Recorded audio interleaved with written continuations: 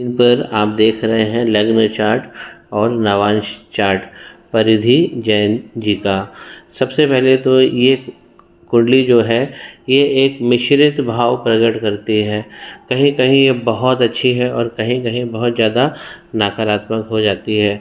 तो सबसे पहले हम ये देखेंगे कि महादशा जो है वो शुक्र भगवान की चल रही है। तो शुक्र भगवान कहाँ बैठे हुए हैं? 7वें भाव में बहुत अच्छा देते हैं, पार्टनर बहुत सुंदर बना देते हैं। 29 डिग्री के बैठे हैं, इनकी डिग्री वृद्ध हो गए हैं, इसीलिए इनको एक उपाय से हम इनको तेज करेंगे। और जो डिग्री में एक और जो कमी मुझे दिख रही है, यहाँ पर चंद्रमा भगवान जो है वो भी 29 पर बैठे हैं। तो इन दोनों भगवानों की डिग्री बहुत ज़्यादा हो गई है, वृद्ध हो गए हैं, तो इसे हमें तेज करना है। तो सबसे पहले दशा जो है वो वीनस की चल रही है, बहुत अच्छी दशा है, बैठे अच्छी जगह है। यहाँ पर ये सुख, धन, संपत्ति और सोशल कॉन्टैक्ट्स बहुत अच्छे देते हैं। अब सबसे पहले हम ये देखें कि इनके लग्न, सबसे पहले इनका जो अखाड़ा है जीवन का वो 10 लिखा हुआ है। तो 10 मतलब मकर राशि, और मकर राशि के स्वामी बने शनि, जाकर बैठे हैं पराक्रम में। और गुरु की राशि है तो श्रेष्ठ राशि में बैठे हैं। शनि है वक्री हो गए, 10 पर बैठे हैं, डिग्री भी अच्छी है इनकी, किशोर अवस्था वाली डिग्री है। अब देखिए शनि भगवान जहाँ जाकर बैठे हैं वहाँ केतु भगवान के साथ इन्होंने शापित दोष बना लिया है। तो लग्नेश ही शापित दोष में चला गया है। तो शनि भगवान केतु भगवान के साथ शापित दोष बना रहे, यहाँ पर एक रेमेडी करनी है। यही चंद्रमा भी बैठ गए हैं, तो केतु और चंद्रमा का ये भी एक ग्रहण योग बन गया है, और इनका जन्म भी एक दिन बाद हुआ है ग्रहण के। तो केतु और चंद्रमा सीधा बता रहा है कि यहाँ पर ग्रहण लगा हुआ है। और यहाँ पर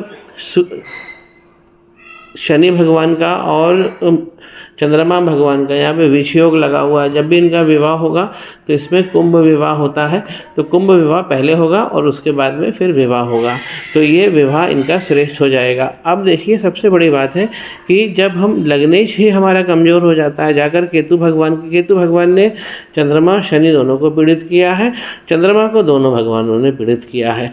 मैं फिर से एक बार समझा दूँ कि शनि और चंद्रमा जब बैठते हैं तो ये विषयोग बना देते हैं, विष योग बना देते हैं। और शनि और जब केतु साथ होते हैं तो शापित दोष बना देते हैं। केतु और चंद्रमा का ग्रहण योग बन जाता है। तो और ये पराक्रम के भाव में चला गया है, तो इसीलिए इनका जो पराक्रम ये कर रही हैं उसका आउटकम इनको नहीं मिलेगा। अब देखिए यहाँ पर गुरु की क्या पोजीशन है, अपनी राशि में बहुत अच्छी डिग्री पर 15 डिग्री में बैठे हैं 12वें भाव में। इनको विदेश भाव से जोड़ेंगे। अगर ये विदेश में पदार्पण करते हैं तो वहाँ से इनको बहुत अच्छा धन मिलेगा, दूरस्थ स्थानों से अच्छा धन मिलेगा। जुपिटर जब भी 12 में बैठेंगे तो ये एक तो पेनलेस मौत भी देते हैं, क्योंकि यहाँ पर राशि भी अच्छी है और गुरु भी अच्छे हैं। विदेश से दूरस्थ स्थानों से लाभ देते हैं, जन्म स्थान से दूर के क्षेत्रों से जोड़कर लाभ प्रदान करते हैं। तो ये इनका बहुत अच्छा है। अब देखिए यहाँ पर रात का जन्म है, नहीं तो सूर्य राहु पे ग्रहण यहाँ पे ज़्यादा इफेक्टिव हो जाता। ग्रहण उस समय आसपास था, सूर्य और राहु रात का जन्म है, इसीलिए सूर्य राहु एक साथ होने पर भी सूर्य की यहाँ पे मुक्ति हो रही है। तो सूर्य और राहु इनको धर्म से भी जोड़ेंगे। और यहाँ पर 6 लिखा है, कन्या राशि है, तो शुभ ग्रह की राशि है। अब जो कमी जो सबसे बड़ी आ रही है, अगर हम इनके विवाह करियर की बात करें तो सबसे पहले विवाह की बात करता हूँ। जुपिटर इनके अच्छे हैं, 12वें में भी अच्छा भाव देते हैं, लेकिन यहाँ रेमेडी जरूर करनी चाहिए विवाह के लिए।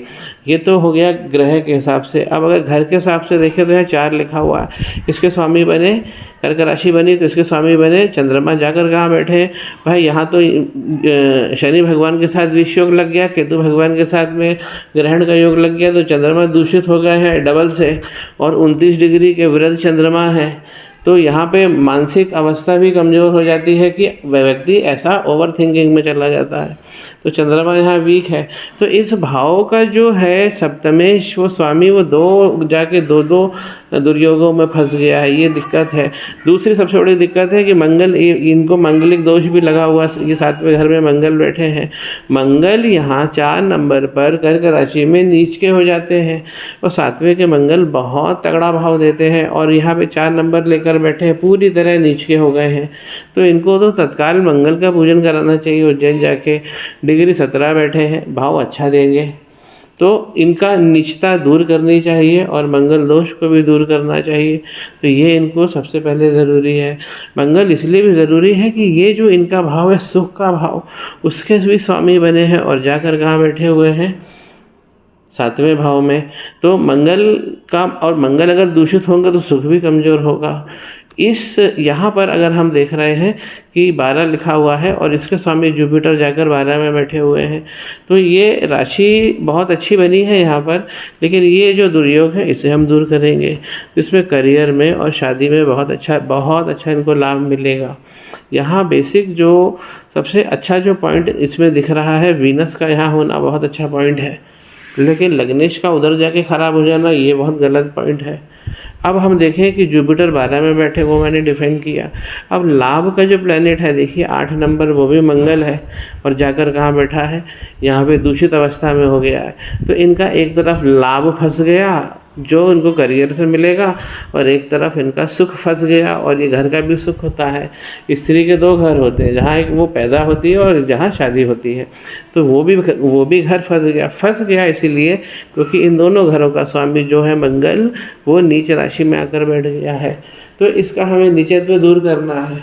और मंगल जब यहाँ नीच में बैठेंगे तो इस पर्टिकुलर घर को भी बिगाड़ दिया इन्होंने, तो इसी कारण इनको शादी में भी डिले होगा। तो बेसिकली यहाँ पे हम मंगल भगवान का उपाय करेंगे और यहाँ पे शनि केतु और चंद्रमा इनका उपाय करेंगे, तो इनकी समस्या सॉल्व हो जाएगी। और तीसरी जो मैंने बोला है कि इनका जो कुंभ विवाह है वो ज़रूर होगा, तो कुंभ विवाह से इनका विवाह आगे स्टेबल हो जाएगा। तो मंगल का पूजन कराने से विवाह के, करियर के, दोनों के सुख के रास्ते खुलेंगे। और शनि केतु और चंद्रमा पे जब हम काम करेंगे, यहाँ पे चंद्रमा भगवान का एक यंत्र भी बनेगा, तो जब हम इस पे काम करेंगे तो ये सब मुक्ति होगी और विवाह करियर का भाव बहुत अच्छा प्रशस्त होगा। नवांश चार्ट जो हमारे दिशा का चार्ट है वो ये बता रहा है कि देखिए गुरु दूसरे घर में बैठे हैं, ये आगे की लाइफ का चार्ट होता है। फ्यूचर प्रेडिक्शंस इसमें ज़्यादा स्पष्ट निकल कर आते हैं, दिशा जो है हमारे जीवन की किस तरफ जा रही है। तो यहाँ पर जुपिटर दूसरे घर में लगातार धन देंगे, यहाँ राहु वृषभ राशि में बहुत अच्छे बैठे हैं, बहुत सारे प्रकार का धन देंगे। शनि देखिए यहाँ पर अच्छे हो गए हैं वापस, यहाँ पे दोष जरूर है, जड़ में दोष जरूर लगा, लेकिन फल कैसा मिल रहा है, फल इनको बहुत अच्छा मिल रहा है, तुला राशि का, और सुख में बैठे हुए हैं शनि यहाँ पर। मंगल यहाँ पे शत्रुहंता योग बना रहे, सूर्य यहाँ पे उच्च के बैठे हैं, अर्थात ये मतलब हुआ, और वीनस भी यहाँ पर उच्च के हो गए हैं भाग्य में, चंद्रमा गुरु की राशि में आ गए हैं। तो नवांश चार्ट हमें ये बताता है कि जैसे जैसे उत्तरोत्तर इनकी ये अपनी आयु में वृद्धि होगी, ये दूसरों के लिए बहुत लकी होती जाएंगी। ऐसी जाति का जिस के साथ में रहेगी वहाँ पे धन बराबर बना रहेगा, क्योंकि यहाँ पे बहुत सारी चीज़ें अच्छी हो रही हैं। सूर्य इनके बहुत अच्छे कारक बन रहे हैं, जो यहाँ फंस गए थे वो आगे वाले जीवन में बहुत अच्छे दिखने में प्रतीत हो रहे हैं। लेकिन हमको क्या होता है कि हमें जहाँ जड़ खराब होती है, हमें जड़ अच्छा करना चाहिए, तो फल की जो प्राप्ति हमें दिख रही है, जो हम डिज़र्व कर रहे हैं, वो हम तक पहुँच सके।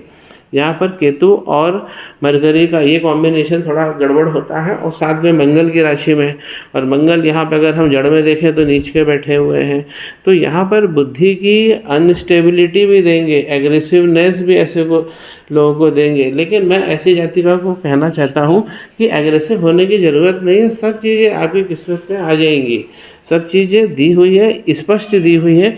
जुपिटर आपको अच्छा भाव देंगे, आपको शुक्र आपको जहाँ 7वें घर में लग्न में बैठे हैं ये बहुत अच्छा भाव देंगे, यहाँ पे जुपिटर बहुत अच्छा भाव देंगे। और नवांश में तो आपको बहुत सारा पराक्रम और जगह जगह से आपको सब चीज़ मिलेगा। सूर्य, राहु, शनि, जुपिटर जहाँ होना चाहिए वहीं बैठे हैं, शुक्र जहाँ होना चाहिए, एक साथ 5 प्लैनेट आपके इतने अच्छे हो रहे हैं। तो फल की प्राप्ति हमें बहुत अच्छी दिख रही है। हमको अपनी जड़ें ठीक करना होती है, जो लग्न चार्ट से हम करते हैं। मंगल पे काम करिए, और ये जो कॉम्बिनेशन बन गया है ये पराक्रम को बिगाड़ रहा है यहाँ पर, जबकि ये डिज़र्व बहुत करती हैं। तो इसीलिए जो सक्सेस है, विवाह है, करियर है, उन सबको ये मर्यादित कर देगा, यानी लिमिटेड कर देगा। नवांश चार्ट्स में हम ये भी देखते हैं कि इस घर से, ये 4था घर है जहाँ पे शनि भगवान बैठे हैं, 7 लिखा है तुला राशि, तो इस 4थे घर से हम देखते हैं कि क्या हमको विवाह का सुख मिलेगा? जी हाँ, हमें मिलेगा। हमें करियर का सुख मिलेगा? जी हाँ मिलेगा। हमें अपने परिवार का सुख मिलेगा? जी हाँ मिलेगा। दूसरे भाव से हम देखते हैं कि हमको विवाह में पार्टनर के साथ अच्छी ट्यूनिंग मिलेगी क्या, तो यहाँ गुरु बैठे हैं और सूर्य की राशि में बैठे हुए हैं, तो बिल्कुल अच्छा काम होगा इनका। और ये घर न्यूट्रल है, तो न्यूट्रल घर भी विवाह में स्टेबिलिटी प्रदान करता है, करियर में स्टेबिलिटी प्रदान करता है। तो हमको जो चीज़ें इंगित हो रही है लेने के लिए, वो हमें तुरंत लपक लेना चाहिए। और जो हमारी गाड़ी ख़राब हो गई है, हमें 2 जगह ठीक करना चाहिए, मंगल और ये तीसरा भाव।